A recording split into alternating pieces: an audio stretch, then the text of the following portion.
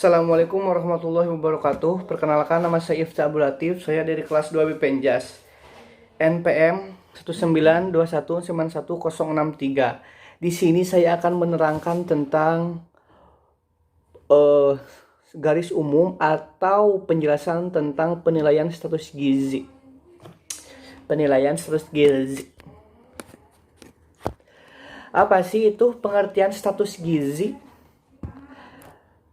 Irianto tahun 2007 mengatakan bahwa status gizi adalah ekspresi dari keadaan keseimbangan dalam bentuk variabel tertentu, atau dapat dikatakan bahwa status gizi merupakan indikator baik buruknya penyediaan makanan sehari-hari. Jadi status gizi itu merupakan suatu indikator atau suatu tanda makanan yang kita hirup sehari-hari itu baik atau buruk, seperti itu.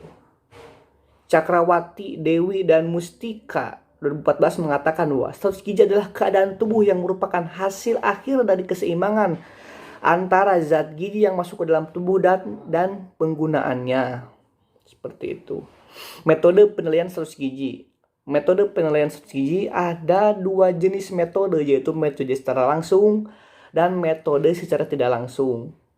Metode secara langsung, ada yang pertama namanya antropometri.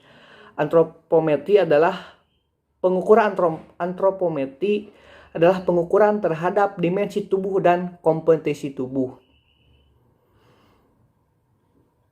Contohnya massa tubuh, pengukuran linier, panjang, dan lain-lain. Nanti saya akan jelaskan. Yang kedua adalah pengukuran antropometri bertujuan untuk mengetahui status gizi yang berdasarkan satu ukuran menurut ukuran lainnya. Yang ketiga, pengukuran antropometri dapat dilakukan untuk mengetahui status gizi dengan berbagai cara, yaitu massa tubuh, pengukuran linier, dan komposisi tubuh. Yang pertama adalah massa tubuh. Massa tubuh adalah penimbangan dilakukan. Massa tubuh itu kan penimbangan ya. Penimbangan dilakukan dengan cara berpakaian minim, seminim mungkin dalam tubuh dalam keadaan tidak berkeringat. Jadi massa tubuh ini dilakukan harus kita telanjang bulat atau kita memakai celana dalam saja agar kita mengetahui berat tubuh asli dalam tubuh kita. Yang kedua dalam massa tubuh adalah menggunakan alat timbangan berat badan standar dengan ketelitian sampai 100 gram. Yang kedua adalah pengukuran linier panjang atau pengukuran tinggi badan.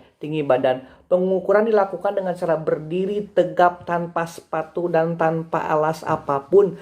Penggunaan tinggi badan menggunakan pola sentimetri dan fleksibel dan tidak elastis yang ditempelkan secara vertikal pada dinding atau tiang tegak, atau penggunaan alat pengukur badan stadiometer atau mikroteis. Panjang badan. Pengukuran panjang badan dilakukan pada bayi tabur umur kurang dari 2 tahun atau kurang dari 3 tahun yang sukar untuk berdiri pada saat mengukur tinggi badan. Lingkar kepala. Pengukuran linier ini ada beberapa tahap. Yang pertama tadi saya sudah jelaskan, yaitu tinggi badan. Terus pengukuran panjang badan. Yang ketiga adalah lingkar kepala. Yang keempat lingkar dada. Yang kelima lingkar lengan atas. Ini diukur secara teliti. Lingkar lutut, tinggi lutut maksudnya, agar kita tahu kompetensi atau penilaian status gizinya baik atau tidak. Jadi diukur sejak dini. Makanya suka ada balita ya, misalnya di kampung-kampung itu suka ada akan diumumkan di masjid bahwa ada pengukuran tinggi badan, penimbangan itu untuk mengukur status gizi sebenarnya. Yang ketiga adalah komposisi tubuh. Komposisi tubuh. Keterangannya seperti bisep, trisep, subscapula dan supralica. Seperti itu. Jadi contohnya Santi, umur 28 tahun, berat badan 60 kilo. Pengukuran rasis bisepnya itu 4 mili. 4 mili, subicula jumlah bisep 4 mili, subscapula 13 mili, supraliaca 20 mili. Ditambahkan jadi 50 mili. Dan dengan demikian presentasi lemak tubuh Santi adalah sebesar 26,5%.